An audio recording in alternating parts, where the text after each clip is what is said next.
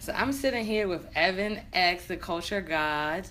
We're in DC in the Shaw section. What do we call this section? Um, I call it over there by Howard.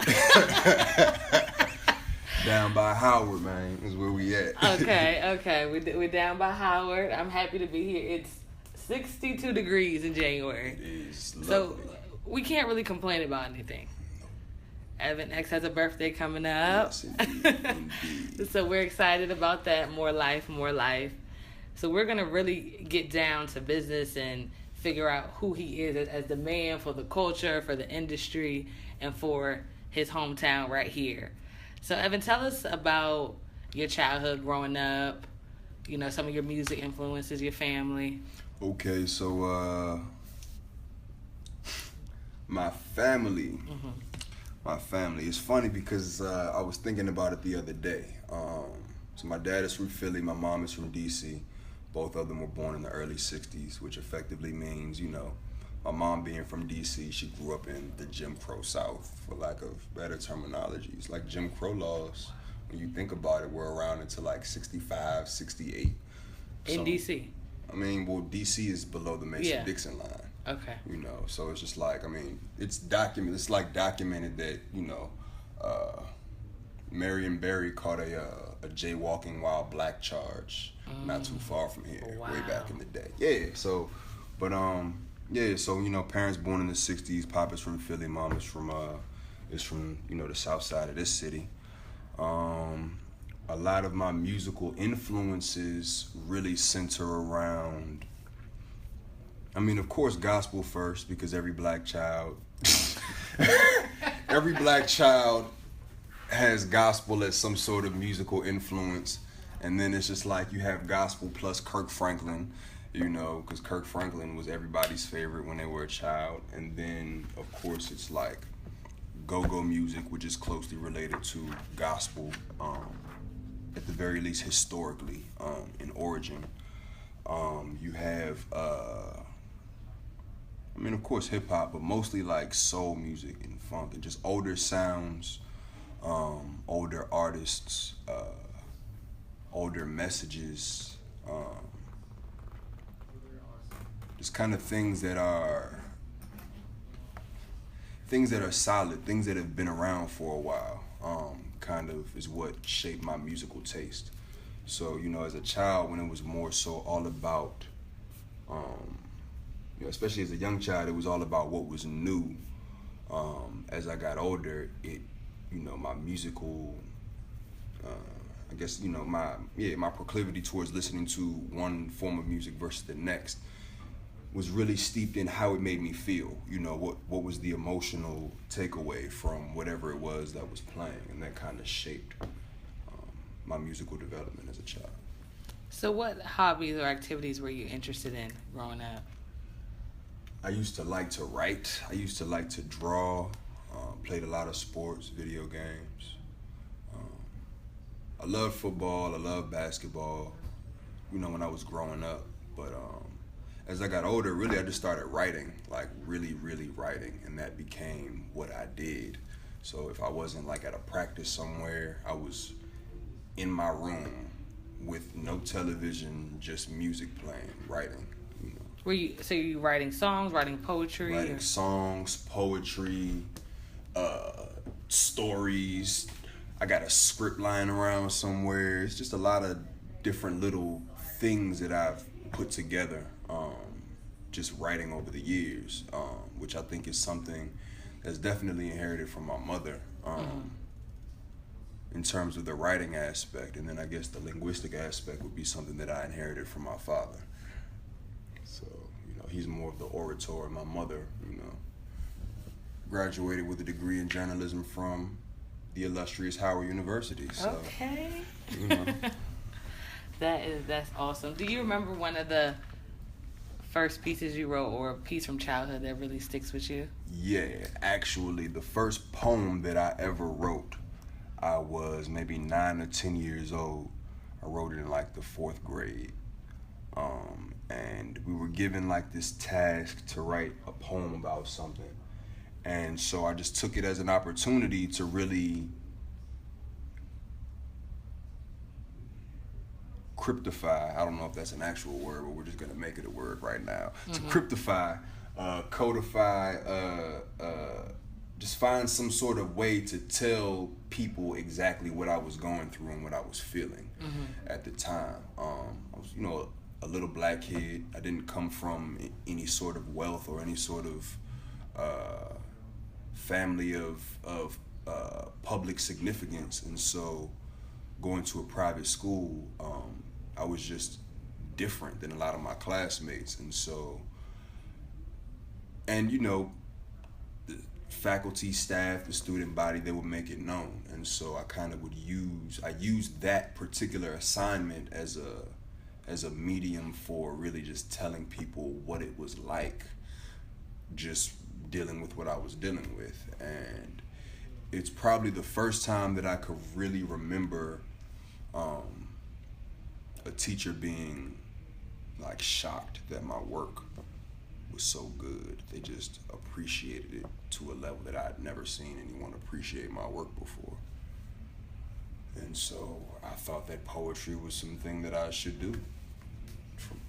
A lot of your work has pretty political significance. Oh, yeah. Were you always interested in politics growing up?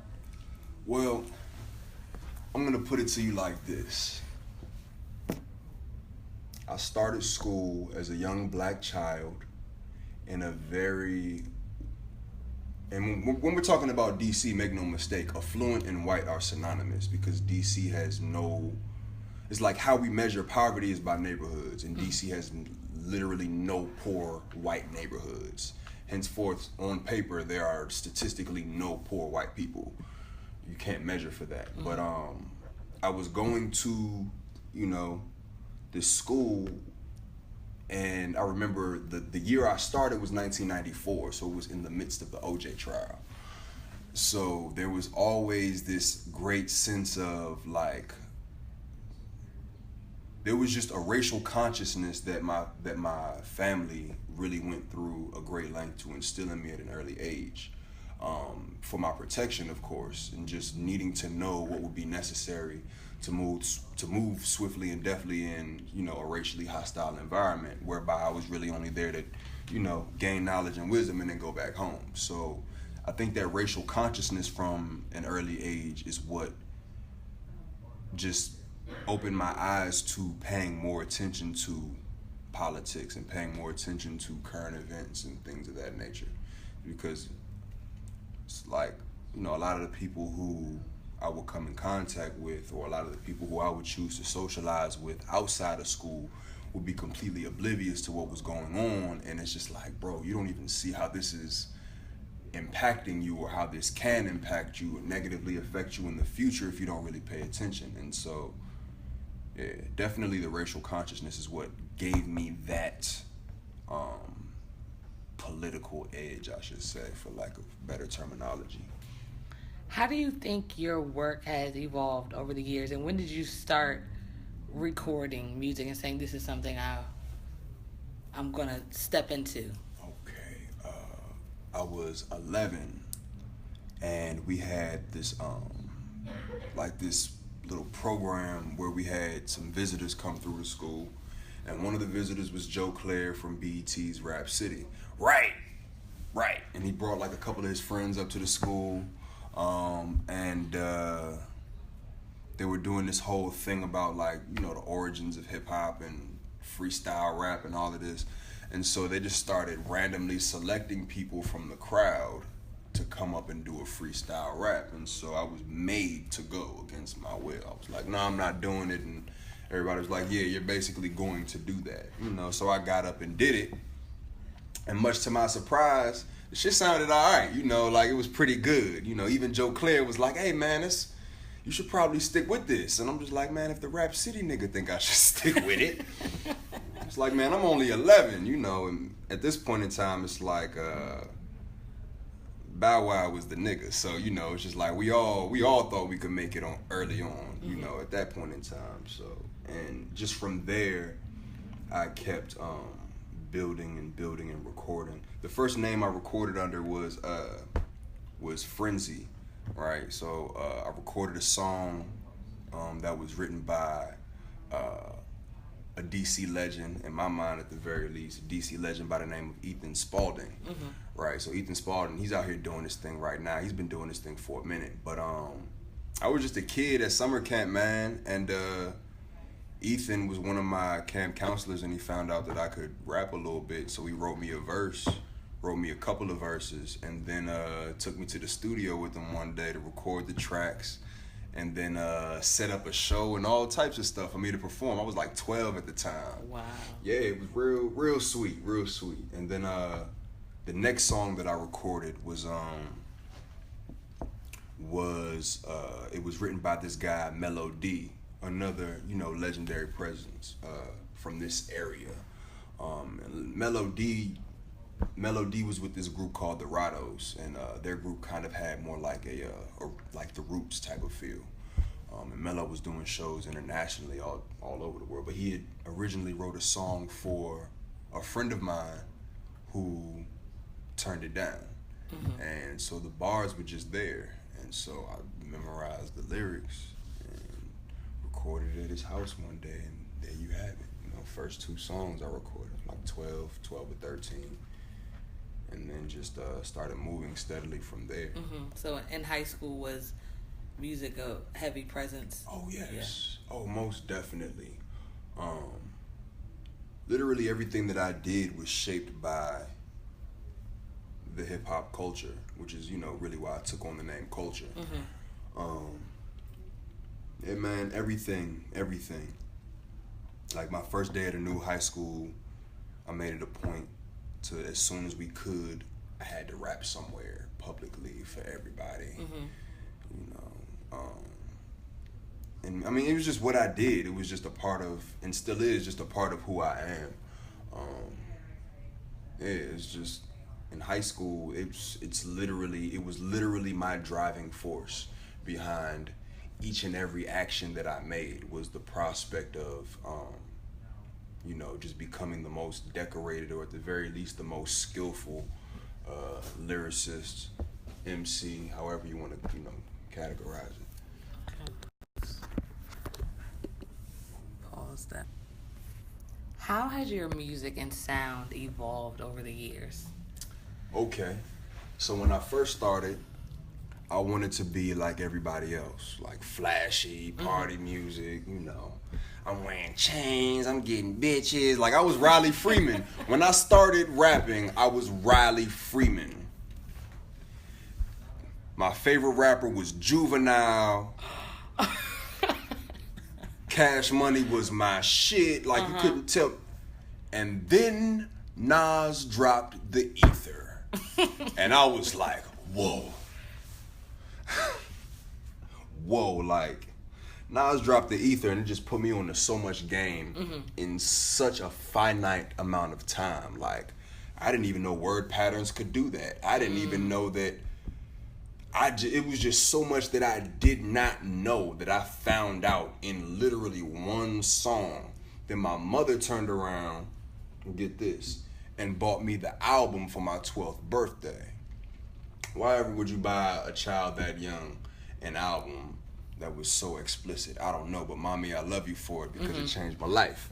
And it was the greatest album I'd ever heard to date, or definitely one of. It's not like I was unfamiliar with rap music. It's not like I was unfamiliar with even advanced lyricism, because, listen to a lot of Lauryn Hill. My mom was a big fan of the Fugees. But it's just something about being that age, hearing those words, and being able to piece together what it means on my own, and to be able to define it for myself. It really just completely changed how I looked at music, everything. I started going back and just really, as they say, digging in the crates, and just going back from the beginning and just trying to find the most lyrically sound music, and just listen to that and just focus on that and learn from that. Similar to like really just trying to learn how to rap and how to style almost by osmosis, It's like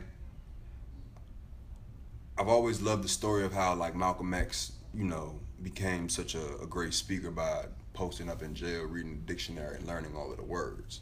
And so it's just like by the time I was maybe 13 or 14, my whole idea was like, all right, well, I'm gonna be the greatest rapper by learning all of the styles and all of the words. Now I know all of the words and all of the styles. I should be able to freestyle. I can battle. I can write something. It doesn't matter. And that's really what it was. It was about training myself and preparing myself to be like the greatest gladiator for this blood sport that we know as competitive rap music. Yeah, it really just changed. Like from there, it just was like all Ghostface, Dead Prez, Immortal Technique, Most Def, Talib, just anybody who was talking about something or who at the very least was linguistically leaps and bounds ahead of the next person. So that really, yeah, that's what did it, man. That's definitely what did it. So right now in the hip hop industry, where do you see yourself? I like to compare myself to Victor Page, the basketball player. I'm not sure if you're familiar with Victor Page, but Victor Page might be one of the greatest guards to ever play college basketball of all time. Why don't we know much more about Victor Page? I mean, he was one of Allen Iverson's teammates at Georgetown, and they used to rec shop together. He did have a small period of time in the NBA, but why is it that we don't know about Victor Page? It's because effectively, Victor Page is like probably one of the greatest basketball players of all time who never really disciplined himself in order to make the type of waves that were necessary. And so, interestingly enough, I kind of see myself as a Vic Page, just in the sense that, like, without trying to sound cocky, it's just like I got work for anybody at any given point in time, and my shit is second to none, and it's original, and the content is not something that can be duplicated. It can't be fabricated. It's like, nah, I'm talking about things that are really happening, and I'm talking about the people that it really affects, and I'm doing it in a way that is relatable to both ivory tower intellectuals and organic intellectuals, or should I say college niggas and street niggas, professors and you know, and P's, all of that. So yeah, that's it, man. But you know, effectively, yeah, man, I'm like a Vic Page, man. It's like, yeah, I got it for you, should you ever inquire. But I'm really just out here just doing what I do, to be honest. I like to say I'm your favorite rapper's favorite rapper. Yeah, because it's actually true. It's actually a true statement. Your favorite rapper might know about me. It might be like, oh, yo, Culture, that nigga is dope. That nigga is not to be played with. None of these other niggas might know that shit, though. I like it. So, how do you think social media and technology has affected the hip-hop industry? Social media and technology has done two things. It's created an infinite amount of possibilities for one particular artist to find their niche, market directly to that niche, and having that niche being anywhere across the globe, and they literally never have to go anywhere or do anything other than make the music for those people in order to find success. Also, what the internet has done is it has taken the level of competition from being regionally based or locally based to now you're competing against everyone in the world, right? So for example, being the best rapper in 2006, which, yeah, we had internet and all of that, but say being the best rapper in 2006 really just kind of meant you were the best rapper everywhere you went, you know? It's just like, everywhere you went, you would compete for that. You would hold that title down, and everyone who experienced it there would then take that story and then it would expand. By the time, say, 2008, 9 came around, it's like, nah, you're actually competing with everyone in the world.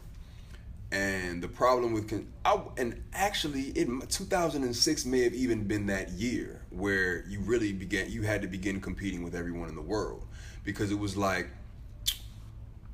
it's like what we said about that first point about finding your niche, right? What the internet say allowed for is like a person like a Soulja Boy, who at that time, yeah, right, a Soulja Boy who's like limited linguistic ability, limited, flow, limited. I mean, just limited. Let's just leave it at that. Just limited, in what your music actually has to offer. It's just like now a person with a lot to say, a person with great depth and with a vast amount of knowledge and experience has to compete with a person who does not have to say much, but does know how to relate to a core audience of people who are going to support them no matter what it is they do. And so then we begin having these sort of conversations whereby it's like, well, who's more important to the rap game? Is it Talib Kweli or is it Soulja Boy?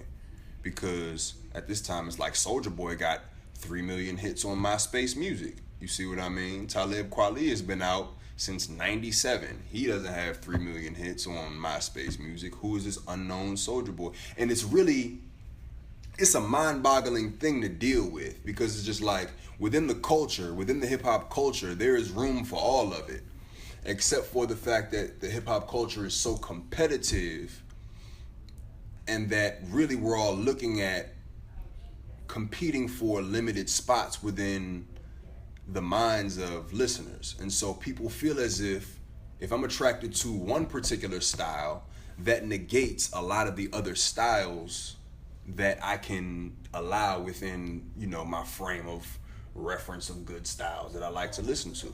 So you got some people who say, these new niggas with Lil this and Lil that in their names are, all repetitive of one another. And I say, yeah, that could be true, or they could be repetitive of Lil Richard, who is old as fuck, has Lil in his name, and nobody ever says anything about it, right? It's just like, it's just so much going on at one time that all of us are competing for, that, sometimes we forget to be original. Sometimes we forget to, I don't know. We forget that it's a culture, and we forget that like it's not one monolithic type of thing. And so there are certain styles that we hold on pedestals as being greater than others. And it's just like, it'd be difficult to tell me that, it'd just be difficult to tell me that like Pimp C or like Bun B, you know what I'm saying, like UGK are not one of the greatest groups to ever do it, no matter who it is that you compare them to. But you have some people who stylistically don't know how to listen to that music, and therefore they don't appreciate it as much.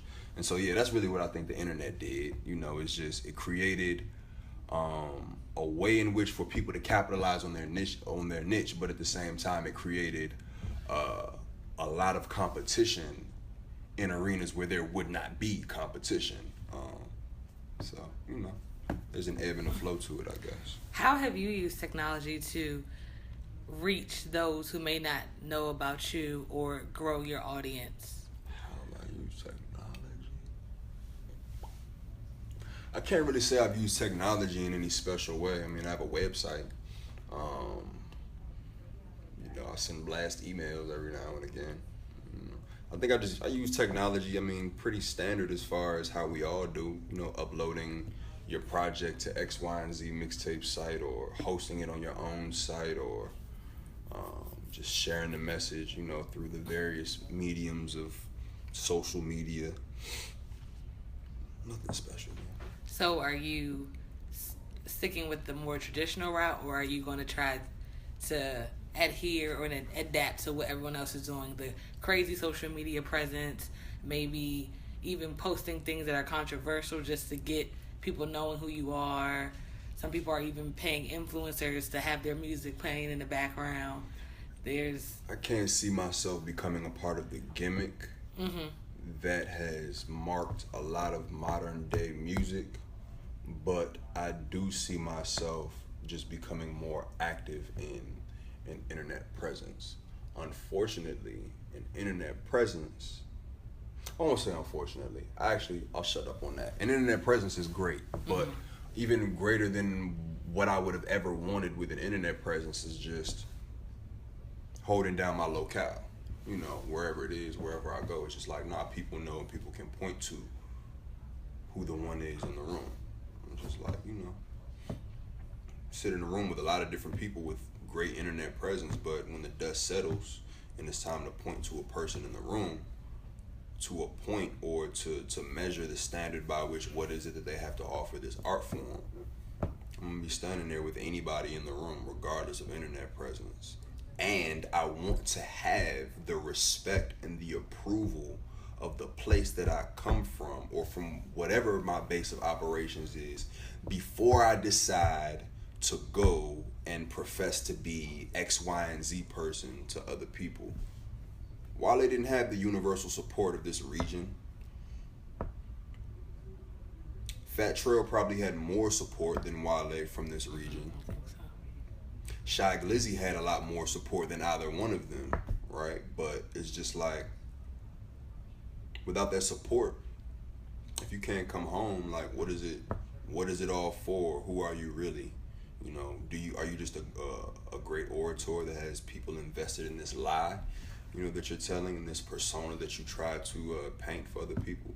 For me, it's not really about a persona. It's like, I actually do this because there's really no other place in the world where a black man can honestly be who he is, say what's on his mind, and live his life. It doesn't exist. Definitely, I'm part of it. I feel like my answers are mega long-winded. So November 2016, the world, I won't even say just America, but the world, some of us were surprised, some people expected it, no one believed who would win the presidential election. For real? Some people believed it, some people, it hit a lot of people. People were hurt, people were crying. I've never seen so much emotion over a loss in the presidential election like this. Like, I've seen people be sad, but they just couldn't believe that this happened. So what was that time like for you? And then did you do anything with your music? I actually dropped a project right toward the end of Obama's presidency. I dropped a project called The Trojan Horse. A week, maybe 2 weeks before the election. But as far as the actual results and the way in which people carried on, I really just think it was white people showing us exactly how deceptive they were, because somebody has to vote for the president. I mean, somebody has to vote for the president in quotations. The president has to be elected by somebody, and statistically it shows that there were a lot of white women that lined up to vote for Donald Trump. There are a lot of people from other nations or who were culturally tied to other places who decided to vote for Donald Trump. And I understand why a person wouldn't want to vote for Hillary. I understand why a person wouldn't want to vote for Donald Trump. I'm not going to sit here and posture as if either one of them would have been greater than the next in terms of being in office. But what I do know is that a Donald Trump presidency has shown white people, or is continuing to show white people, exactly how, when you normalize degeneracy over periods of time, it kind of comes back to bite you in the ass. So now we have an orange, urine drinking, pussy grabbing president. You know what I'm saying? Who can't keep his mouth shut about literally anything. I mean, no decorum, no whatever. I mean, he is who he is. He's Donald Trump, doing Donald Trump things with the presidential office. But to me, it's just like there's no more shock. Actually, I feel better that it's Donald Trump, because Donald Trump is going to be very hostile and open about the things that he's hostile about. He's not going to sit here and sugarcoat it and say, oh, we need to help these starving countries, and then go in there and have you believing that, they're helping Haiti and then literally be raping Haiti like the Clintons did. He's gonna say, you know, I feel like it's a shithole country, and then all of the people from those nations are gonna get mad, and they're going to stand and realize who it is that they're dealing with, and band together to, you know, deal with that type of evil. And so I just think that as a people, we do a lot better collectively when we know what it is that we're up against. And it's just like, I remember the Clintons from like when I was in school. It's just like there's some duplicitous individuals. They're a duplicitous family, and you know, they speak with that forked tongue, and they have that two-faced nature whereby Bill is gonna show up someplace playing the saxophone with a honorary you know, Phi Beta Sigma you feel me, membership on, you know, professing to be the black president. And then when it comes down to it, he's gonna pull, you know, a Bob Johnson to the side and say, I need you to get the rest of your community to ride with me on this crime bill, because, you know, fucked up policies and you know, high crime does affect black people, but at the same time, the reason why it affects black people is because it's just more criminal for us to do things. It's more criminal for us to exist, and frankly, we deal with a different level of criminality from the people who we expect to, or at least were told were here to protect us. And so it's just like, yeah, man, Clintons would have been cool, but Clintons would have allowed black people to pretend that shit isn't as crazy as it is. And the fact of the matter is that it's crazy out here. It's wild. Like within the last 2 years of Obama's presidency, we saw the most extrajudicial killings of black people that we've seen since the Jim Crow period. And depending on what statistical evidence you're looking at, more killings in that 2-year, 3-year period than in the 40s, 50s, and 60s. It's just like crazy. Black people left and right being shot in the car, being shot walking home, being, you know, turning up with their bodies found in rivers and saying it was a suicide. It's just, these white supremacists are really like kind of just, you know, let it be open season. And I think that a Donald Trump presidency is kind of what has black people like, all right, they're not playing games, so we can't play either. And Clinton would have just confused that issue for me, and still would have been equally as detrimental, if not more so, because she was not upfront about it. How are you using your art to engage or maybe offer your perspective to your listeners about your political views? Currently, I'm apolitical. Mm-hmm. I'm just always anti-white supremacy. And I think the whole of my music, from, you know, the first project that I recorded in like 2004 to, you know, the project that I just released in 2016, all of it has been about deconstructing the system of white supremacy in the most constructive manner. Maybe not in the most constructive manner, but in the most effective manner.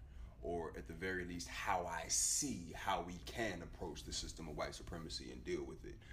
And I don't think there's really ever been a time, like, there's never been a time when I've seriously been making music and not had some sort of consciousness related to, you know, just me as a black man and what this music actually means and what it's designed to do. You know, personally, I feel like the hip hop culture was probably one of the greatest tools that should have been used to combat racism in America, and we kind of just let that go by the wayside. You know. So, yeah, I mean, my message is always going to be political. It's always going to be about mobilizing people to do something as it relates to changing their circumstances, and as it relates to just not having this boot on your neck all day. So, you know, it's that. What is your response when you'll see online, hip hop is dangerous, hip hop is violent, it's degrading the black community, it's not lifting people up? What is your response to those critiques you'll see or hear? Everybody has an opinion, and sometimes people's opinions are wrong. Or sometimes their opinion is really just, I mean, anybody's opinion is just based on their perception. people can argue a lot of things about hip hop as it's, as an entity, but truth be told, the most detrimental aspects of the hip hop culture are not aspects of the hip hop culture. Like, the most detrimental aspects of the hip hop culture are the very detrimental aspects of human nature that affect us differently as victims of a system of white supremacy that we then turn around and perpetrate on one another, because as victims in this system, we're trained to kind of look at ourselves through the lens of like our oppressor. And so it's just like, an 85-year-old sister who lives in a pretty, a pretty dangerous neighborhood is no less afraid of the crime element because she lives right next to it. The fact of the matter is, she's equally as scared, if not more so, because she lives right next to it and has less protection when it comes to dealing with it. And that's just an element of humanness, poverty, and destruction, and what happens when you limit resources from certain areas. And I think hip hop is something that came out of a certain limiting of resources. But it's not the culture in itself that's destructive. It's the psychology of people who live in a country like the United States that's destructive. And, people who live in destructive environments take on their environment and then perpetrate that same destruction against others. So it's not really hip hop, So I guess as far as it, I guess really I could say, they can eat a dick. Eat a dick, for lack of better terminology. You don't know what you're talking about. What artists in 2018 do you think are trying to move the culture forward? Big Crit is one of them. I like Dave East. Okay. I like Freddie Gibbs. There are a couple of them who I like who really stand out to me because of what they do lyrically. And when I think about moving the culture forward, it's really just about like an effort to put your best foot forward when you step on that microphone. Mm-hmm. Because we forget that there was a point in time when you could not just say or do anything on a microphone and think that it will work, because it was just way too much effort and energy going into actually trying to make a song. Mm-hmm. It's like, if you recorded music in the 90s, you didn't necessarily have the option of like looking into like a little digital file and cutting out the piece of the track that you messed up on and doing a punch over. Like, Wu-Tang tells stories all of the time about recording their first album, trying to do the 36 chambers, and like they might have 9 people on a song. And if like person number 8 or 9 fucked up their verse, everybody would have to start all over again. And so it was just, there was such a need to be sharp and such a need to be original and not sound like the next person, that it's what made the culture a culture. And now kind of what it is just like, it's a bad religion. It kind of is taking on the form of a bad religion, whereby people kind of find something and hold on to it and claim it as their salvation until the very end, or until, they have to be ripped apart from it in some dramatic fashion and then find something else to hold on to it. But, yeah. As far as keeping the culture alive, though, the culture is going to be the culture. It's going to be what people do, as long as people are putting words down on the paper and making them rhyme and spit them back over top of beats. I think the people who are actually keeping it alive, to be quite honest, are the people who know and understand that this is an art form that should be used as a tool for a constructive end. And most specifically, the end would be putting an end to racism. And I think that people who separate themselves from that are the ones who are doing the most disservice to the culture. So it's like, I'm not going to sit here and say that white rappers don't have a place. Some of the best rappers I know, white dudes. Ethan Spalding would be one of them. But what I will say is that you do have a certain type of person who just so happens to be white, who a lot of times they don't have the ability to really connect to this art form on like a metaphysical level, or anything that's deeper than, being able to run around and wear a lot of jewelry and say outrageous things and and be granted tacky and trashy access to, to black women, which is what I think a lot of these other kind of, rappers are really on. It's just like, all right, I can do this for fun, I can get my dick wet for a little while, and then I can grow out of this, like Post Malone. Post Malone's statements were very indicative of a person who feels as though they can outgrow this. And it's just like, you weren't even a real part of this. You didn't add anything positive to this. You are literally the type of motherfucker that we are referring to when we talk about people who don't have a place, because of the type of music that you make. And the type of music that you make lets us know that you really don't have any type of, cognition, as far as what this shit is really about. So yeah.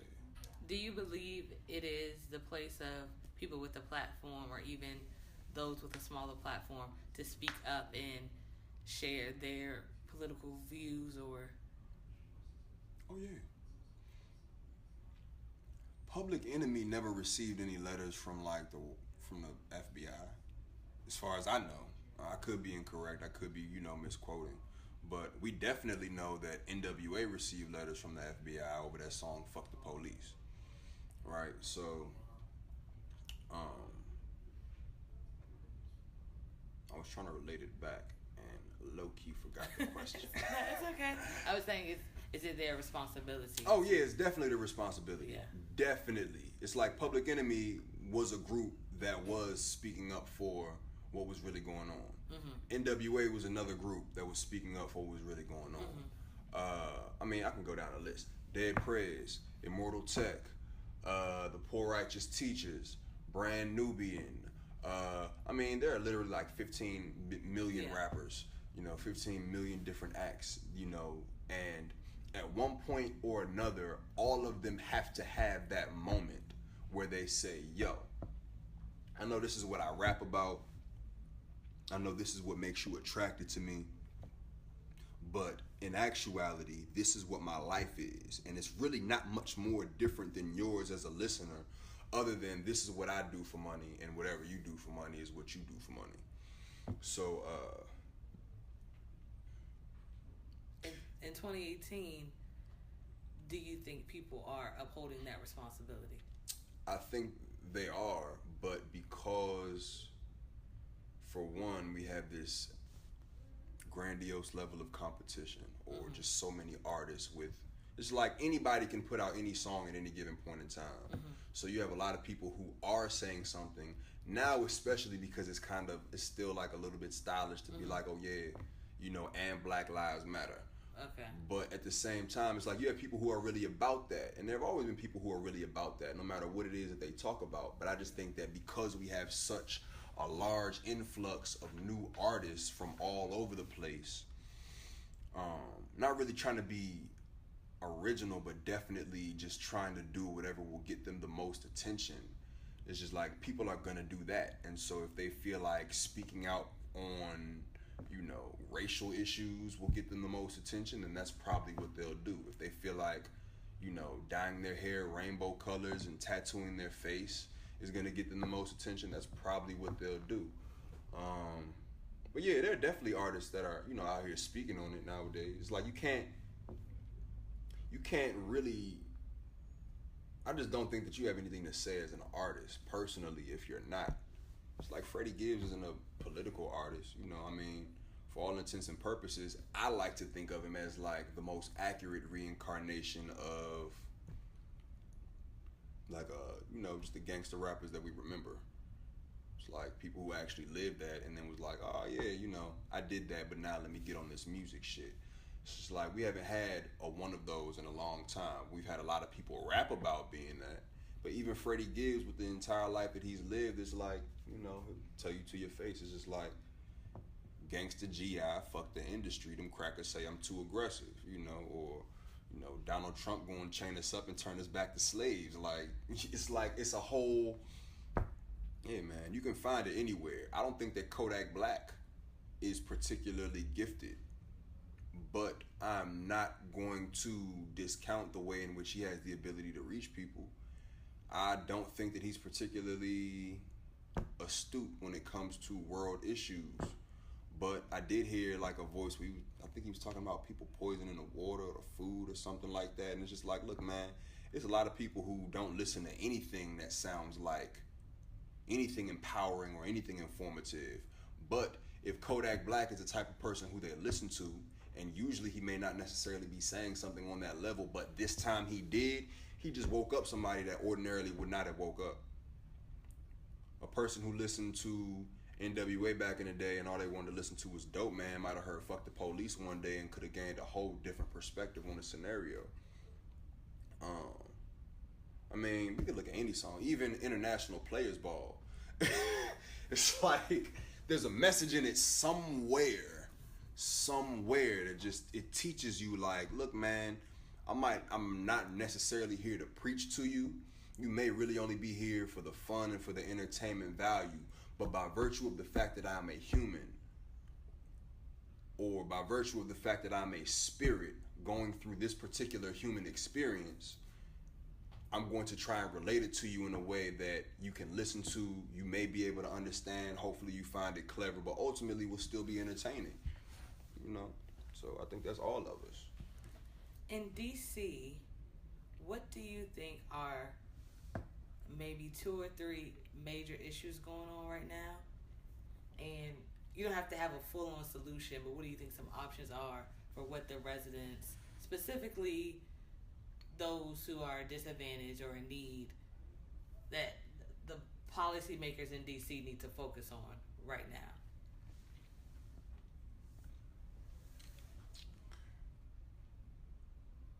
Marion Barry, during his tenure as mayor, and even like as like councilman and things, he left a lot of social programs in the city that are still active and have been active for a long time. A lot of people don't know about them. And this isn't necessarily one of like the greater issues, but I'm saying what I'm saying to say this. There are a lot of social programs that's here just by virtue of the fact that this is not a state, by virtue of the fact that like, I mean, basically if you live in DC, it's just a federal territory. You're kind of just on your own. There's no like structure as far as others, like how other states see it. And so Marion Barry in particular left a lot of programs here that I'm sure a lot of people never really got to benefit from fully. I'm sure a lot of people did, but what I'm seeing now is that those social programs are still here. You have a lot of white folks moving into the city, and so I'm willing to bet that DC, and I know it to be so. I'm willing to bet that DC almost becomes like a playground for white supremacy, simply because of the way in which the laws are changing and how rapidly they're changing with, the more, numbers of white people that begin to populate the district. It's just like, how long have we been screaming, not being able to own a gun in the district is a violation of the Second Amendment. But it wasn't until the city was statistically no longer more than 50% African American that they decided that they were going to change the law and allow for people to keep guns in the home, right? It wasn't until the city is now less than 40% or 30% African American that they decide to allow people to carry pistols for personal protection. And it's just like, if you've been a law-abiding citizen in this region for your whole life, you've probably thought about wanting to carry a pistol for personal protection and then just not wanting to go through the whole law-breaking aspect of it, But I find it odd that, once DC becomes very white and very affluent, that now we have legal weed and you can grow it everywhere and you can smoke wherever you want to smoke. And, they let people keep pistols and, the police presence is scaled back a little bit. It's just like, all right, well, DC's problem now is the same problem that, we've always had, and that's that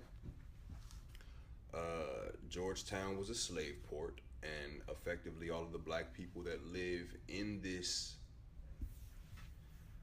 64 square mile radius are, not really elevated above a slave's quality of existence. And so, yeah, that's really just the major problem. And I think everything else emanates from that. Also, lead in the water. Yeah, So let me talk about that. Lead in the water. It's been lead in the water here forever. Like my whole life. My whole life has been lead in the water here, as I'm sure your whole life. Like I'm sure you remember growing up like, oh yeah, don't drink the water out of the sink, or don't use the water fountain because we have to bring in this special water shit because you can't. And it's just like, for as long as lead has been in the water here, like we've never had like a Michael Moore get on television and be like, look, the water is brown. We've just been bathing in and drinking that same dirty Anacostia ass water for our entire lives. And it's just like, man, there's nothing dead bodies in that river, so it's just it's the racism. That's really what it comes down to. It's just the racism on all levels, environmental racism, which is really just the process by which you use a person's environment to destroy them. It's like, man, there were at least 4 liquor stores on every block of Georgia Avenue for the entire time I was growing up. And now it's just like, there are no liquor stores, there are no carryouts. I'm not mad, but it's just like, it's not like the effects of it were any less detrimental because there were a different type of people that were living there. So yeah, that's really what I think DC's major problem is. It's systematic white supremacy, and then the ways in which the people who don't have access to resource are forced to respond to systematic white supremacy. That's awesome. So what, not that's awesome, but your answer I was appreciate awesome. that. Thank you. What can the people look forward to in 2018 from the Culture God? 2018 from the Culture God, I'm going to say this. I'm not making any promises. I'm not saying too much. But definitely look for me to be active. Definitely holla at my website, theculturegod.com, theculturegod.com. Because anything that's going on will be found there. I'm not really going to be, or you'll see me out here. You might catch me somewhere doing something, but I'm not going to talk too much about what my objectives are because that's how they like to get niggas. That's how they like to get us. Well, so they got the website. Mm-hmm. Any social media platforms they can get you on? Yes, I can be found on Instagram, Snapchat. What's the other ones? Twitter. Mm-hmm. I got some Twitters. All right, Twitter, Insta, Snapchat. The Culture God. The Culture God. Everything The Culture God. My website, The Culture God. Yeah, man, just anywhere that you can type in a social media handle. If you type in The Culture God, it'll be me sitting there in a wicker chair, Huey P. Newton style. If you could tell someone who was listening, young or old, who had a passion, maybe it was for music, or a dream they wanted to follow but they were scared, what advice would you give them? Don't listen to anybody else for any reason. Just literally grind and grind and grind and grind. And like, the first person who brings doubt in your direction, get them the fuck out of your cipher. Like, the first person who brings disloyalty around you, get them the fuck away from you. Like, don't sit around and chop it up and politic and kick game with people who do not have your best interest at heart and whose only interest in seeing you make it is because they feel potentially like they could benefit from it. Like, don't do that. Like, work on your craft and grind. Like, don't get lazy. Don't feel like just anything that you have that tells you to not do it, that's probably what you should use to go out and do that shit. I used to sell CDs at the gas station with no covers on it. I'm just rolling up on people's car, knocking on their window. Do you like rap music? And it's just like, people don't sell CDs anymore, but I just think that type of hustle ethic, no matter what is going on around you, is going to get you somewhere. Because I'm going to be honest, you have a lot of people who are not that talented, who are everywhere. DC in particular. DC is one of those cities where you have like 3,300 rappers, and they're all sharing like the same 3 rhyme cadences. you know, and they're all talking about the same 3 topics. You feel me? They're all going to the strip club, tipping the same 3 women, bragging about it. You know, I'm big ball of this. You know what I'm saying? I'm that. Whatever. No, DC is one of those places where people need to work on their craft and their talent and their originality and try to find some sort of method of differentiating themselves from the next person. Like, that's what we got to do here. And I think any artist from this area, that's definitely what I would tell you. Differentiate yourself from the next man. Like, the last thing you want to do is be seen as common.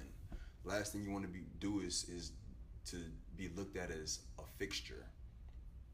Being a pillar is one thing, but being a fixture is something completely different. You see what I mean? Like, just even in the connotation. And so I just think DC is definitely one of those places, you know. I mean, worldwide too, but definitely here, where it's just like, look, man, work on being original and work on making sure that people hear you and make sure you draw that distinction between what separates you from the person standing right next to you. Because I'm going to be honest with you. If you tell a person from here that you're from here and you rap, chances are they're going to assume that you sound like you rap like you from here. And there's not too many people that, you know, have a from here cadence that's really doing too much with it. So, hey, man, niggas need to get their bars up. Thank you so much. For sure. I appreciate it. Oh no, I appreciate it. It was